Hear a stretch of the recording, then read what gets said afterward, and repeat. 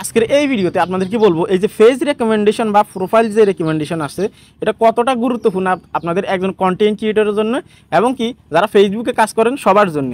এখন যে বিষয়টা সেটা হচ্ছে যে পেজ রেকমেন্ডেশন বা প্রোফাইল রেকমেন্ডেশন আপনার জন্য কতটুকু গুরুত্বপূর্ণ এটা আজকের এই ভিডিওতে আপনাদেরকে বোঝানোর চেষ্টা করব। কেননা এই পেজ বা প্রোফাইল রেকমেন্ডেশনের উপরেই বা রেকমেন্ডেবলের উপরেই কিন্তু আপনার সফলতা নির্ভর করবে। দেখুন আজকের এই ভিডিওতে ডিটেলসে বোঝানোর চেষ্টা করব। আমরা অনেকে কিন্তু এটাকে দানায় ফানাই করি এবং কি নিজেরা কিন্তু এটাকে গুরুত্ব দিই না, কিন্তু আপনি ফেসবুকে সফল হওয়ার ক্ষেত্রে lakh lakh views million views আসার ক্ষেত্রে কিন্তু এই রেকমেন্ডেবল বা এই রেকমেন্ডেশনে কিন্তু ম্যাটার করে। সো আপনি যদি এই চ্যানেলে নতুন হয়ে থাকেন চ্যানেল অবশ্যই সাবস্ক্রাইব করবেন আর ভিডিওতে লাইক দিতে অবশ্যই ভুলবেন না। এখন যেটা পেজ রেকমেন্ডেশন নতুন যারা আছেন তাদের ক্ষেত্রে আমি দেখানোর জন্য আমি যদি ব্যাক করার পর আপনার পেজ হোক বা প্রোফাইল হোক আপনি এখানে সুইচ করে নেবেন বা লগ ইন করে নেবেন। প্রোফাইলে ক্লিক করে দিবেন, প্রফেশনাল ড্যাশবোর্ডে ক্লিক করে দিবেন, স্ক্রল ডাউন করবেন। স্ক্রল ডাউন করার পর আপনি এখানে প্রোফাইল বা পেজ রেকমেন্ডেশন নাম অপশন পেয়ে যাবেন। যেহেতু আমার এটা পেজ, এখানে পেজ রেকমেন্ডেশন এখানে ক্লিক করে দিব। ওকে, এখানে ক্লিক করার পর দেখতে পাচ্ছেন আমার যেহেতু পেজ রেকমেন্ডেশন দেখাচ্ছে, যখন আপনার প্রোফাইল হবে এখানে কিন্তু প্রোফাইল রেকমেন্ডেশন দেখাবে। এখন এই রেকমেন্ডেশন বা রেকমেন্ডেবল এটা কতটুকু গুরুত্বপূর্ণ দেখুন, আপনি বোঝার চেষ্টা করুন। একজন কন্টেন্ট ক্রিয়েটর কখন সফল হয় জানেন?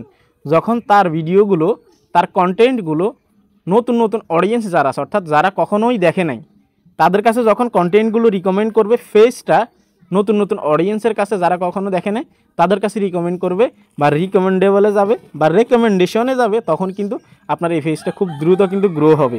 কেননা আপনার 1000 ফলোয়ার্স থাকুক 5000 ফলোয়ার্স থাকুক, আপনি ওই ফলোয়ার্স দিয়ে কখনো ফেসবুকে সফল হতে পারবেন না। কেননা আপনার পেজ বা প্রোফাইলকে নতুন অডিয়েন্স যারা আছে তাদের কাছে পাঠানোটা খুবই গুরুত্বপূর্ণ।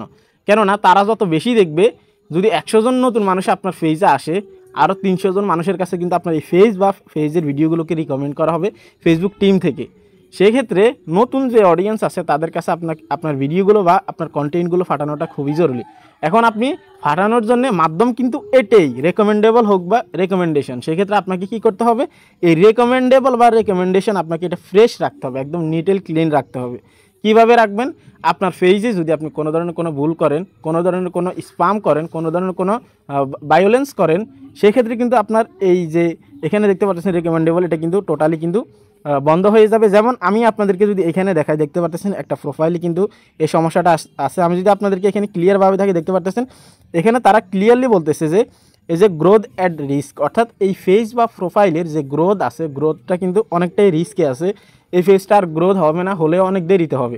এখন আপনার পেজে কোনো ভুলবশত যদি এই সমস্যাটা চলে আসে, যেমন প্রোফাইল হ্যাজ সাম ইস্যু, তাহলে আপনার সফলতা খুব পিছিয়ে যাবে এবং কি আপনি দ্রুত সফল হতে পারবেন না। কারণ কি, এই যে রেকমেন্ডেশনে কোনো যদি পলিসি আসে একমাত্র সাসপেন্ডেড ছাড়া, তাহলে কিন্তু আপনার এই যে বিশেষ করে প্রোফাইল হ্যাজ সাম ইস্যু যদি আসে, 1 বছরের আগে আপনার এটা রিমুভ হবে না, বিশ্বাস করবেন।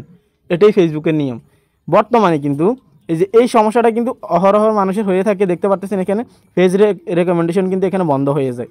আপনি যদি এটাকে যদি গুরুত্ব না দেন তাহলে আপনি ফেসবুকে সফল হতে পারবেন না। আপনি ফেসবুকের রেকমেন্ডেবল বা রেকমেন্ডেশন যেটা আছে প্রতিনিয়ত পারলে যদি আপনি ফ্রি থাকেন, আপনি প্রতি ঘন্টায় আপনার রেকমেন্ডেশন যেটা আছে এটাকে আপনি চেক করবেন।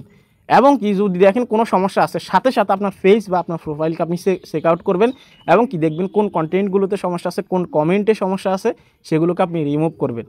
আপনি যেটা নিয়ে কাজ করেন না কেন, অনেক সময় দেখা যাবে আপনি অরিজিনাল কন্টেন্ট আপলোড করতেছেন ঠিকই, কিন্তু ফেসবুক আপনাকে পলিসি ধরিয়ে দিবে। সেক্ষেত্রে সতর্ক থাকবেন। অবশ্যই যে পেজ রেকমেন্ডেশন আছে এটাকে আপনাকে নিট এন্ড ক্লিন রাখতে হবে। এই ধরনের কোনো হিবিজিবি যদি থাকে তাহলে 1 বছর আপনি ফিসিয়ে যাবেন।